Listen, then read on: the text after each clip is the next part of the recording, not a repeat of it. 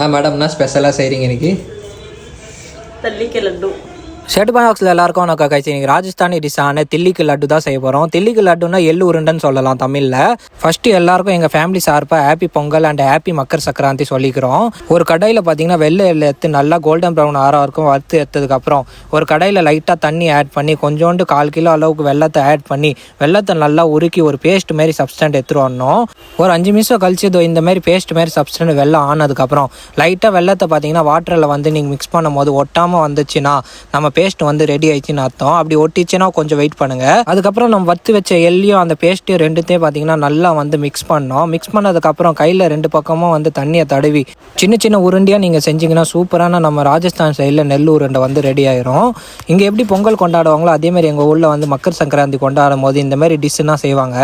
அது கூட பார்த்தீங்கன்னா ராஜஸ்தானி டிஷ்ஷான மக்கா சோளத்தில் செய்கிற இந்த பாக்லான்னு சொல்லப்படுற டிஷ்ஷோ செய்வாங்க. பாக்லா 2 டைப்பில் இருக்கும். ஒன்று ஸ்வீட்டில் இருக்கும், ஒன்று காரம் பாக்லா. எனக்கு ரெண்டுமே பிடிச்சிருந்தது. அம்மா காலையிலே சீக்கிரமாக ஏஞ்சி செஞ்சனால வீடியோ எடுக்க முடியல.